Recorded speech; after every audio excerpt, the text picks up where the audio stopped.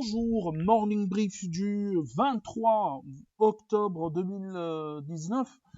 La bourse de Casa reprend des couleurs et termine sur une note positive lors de la séance de ce mardi 22 octobre 2019 avec un Mazi qui gagne 0,41%, renforçant ses gains annuels à 1,35% depuis le 1er janvier 2019.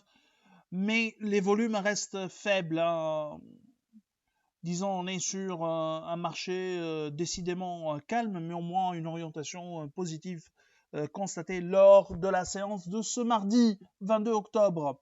Donc, sur le marché central, les volumes échangés de plus de 37 millions de dirhams, dont 16 865 000 dirhams sur Etijari Wafa, Banque Etisalat El Maghreb, un peu plus de 5 419 000 dirhams de volume traité, et CIH 4 276 000 dirhams de volume échangé.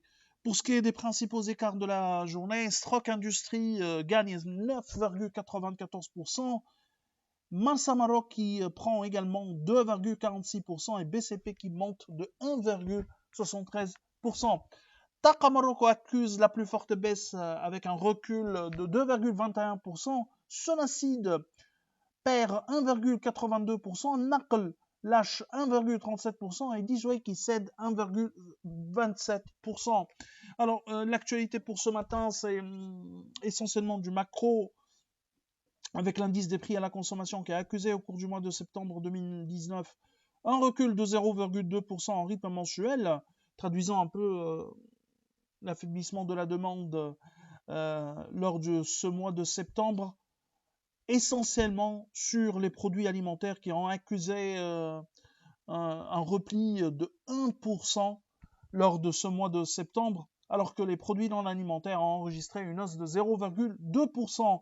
En rythme annuel, l'inflation au mois de septembre se situe à 0,3%, c'est faible comme taux d'inflation. L'indicateur d'inflation sous-jacente essuie un repli de 0,1% en rythme mensuel et une hausse de 1% en glissement annuel. Pour mémoire, l'indicateur d'inflation sous-jacente se base sur un panier en excluant les produits à prix volatile et les produits à tarif public. L'autre actualité concerne les ventes de ciment au mois de Maroc, au mois de septembre pour le marché marocain, qui a enregistré une hausse. Les ventes ont enregistré une hausse de 9,4% au cours du mois de septembre 2019.